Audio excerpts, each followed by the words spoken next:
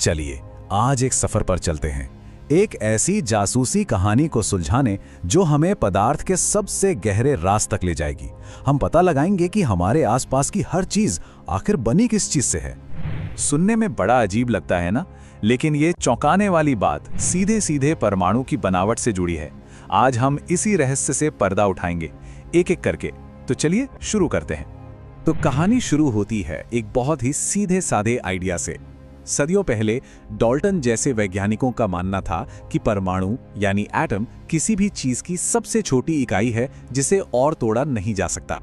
Dalton का atomic सिद्धांत बड़ा सिंपल था, हर चीज परमाणुओं से बनी है और ये परमाणु ही आखिरी चीज हैं, इन्हें और छोटे टुकड़ों में नहीं बांटा जा सकता।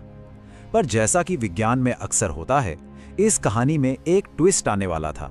अरे वही जो हम सब ने बचपन में किया है, कंघी को सूखे बालों में रगड़कर कागज के टुकड़ों के पास ले जाना और फिर देखना कि वो कैसे चिपकते हैं।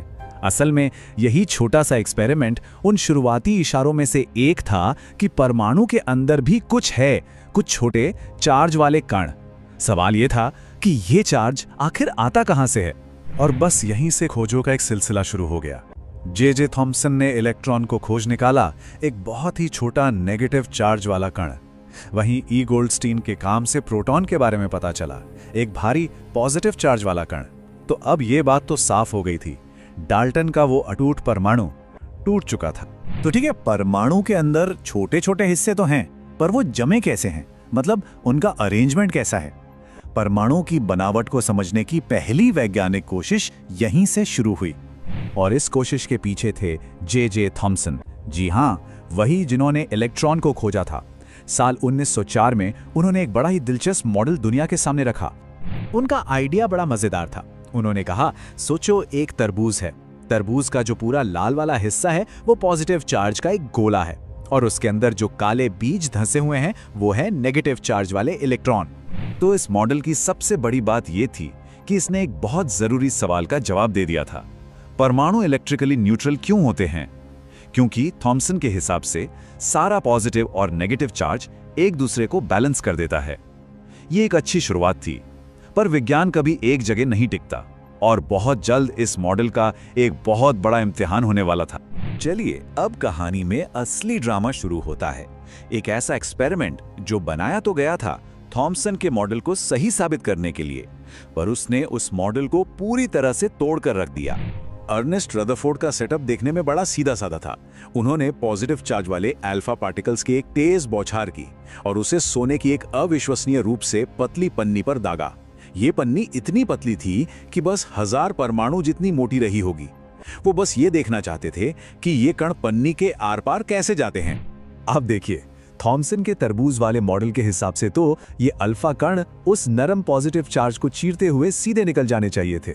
और हाँ, ज्यादातर कण तो सीधे निकल भी गए, लेकिन फिर कुछ ऐसा हुआ जिसकी किसी ने बिल्कुल भी उम्मीद नहीं की थी। कुछ कण थोड़ा सा रास्ते से भटक गए और कुछ तो ऐसे थे जो सीधा टकराकर वापस आ गए। और ये कोई छोटी बात नहीं थी। लगभग हर 12,000 में से एक कण सीधा 180 डिग्री पर पलटकर वापस आ रहा था। ये एक बहुत बड़ी पहेली थी। इसका मतलब परमाणु के अंदर कोई बहुत छोटी, बहुत ठोस और बहुत ताकतवर चीज थी जो उन कणों को वापस धकेल रही थी। रदरफोर्ड खुद इन नतीजों से इतने हैरान थे कि उनके शब्द आज भी याद किए जाते हैं। उन्होंने कहा, यह तो ऐसा था मानो एक 15 इंच का तोप का गोला एक टिश्यू पेपर से टकराकर वापस चलाने वाले को ही लग जाए। ये उस पल के आश्चर्य को पूरी तरह से बयान करता है। तो इस एक हैरान कर देने वाले नतीजे ने रदरफोर्ड को सोचने पर मजबूर कर दिया। थॉम्सन का तरबूज वाला मॉडल अब काम नहीं कर सकता था। अब परमाणु की एक पूरी तरह से नई तस्वीर बनानी पड़ी। इन नतीजों से रदरफोर्ड ने 3 बड़ी बातें निकाली। पहली, क्योंकि ज्यादातर कण सीधे निकल गए, इसका मतलब परमाणु का ज्यादातर हिस्सा खाली है। दूसरी, जो कण वापस उछले वो जरूर किसी बहुत छोटे और ठोस सेंटर से टकराए होंगे।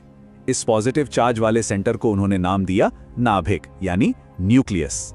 और तीसरी बात, नेगेटिव इलेक्ट्रॉन इस नाभिक के चारों ओर ठीक वैसे ही घूमते हैं जैसे ग्रह सूरज के चक्कर लगाते हैं। ये मॉडल कमाल का था, पर इसमें एक बहुत बड़ी गड़बड़ थी। फिजिक्स का एक बेसिक नियम है, ऑपोजिट चार्जेस अट्रैक्ट, यानी विपरीत आवेश एक दूसरे को खींचते हैं। तो फिर नेगेटिव इलेक्ट्रॉन घूमते घूमते पॉजिटिव नाभिक में गिर क्यों नहीं जाते?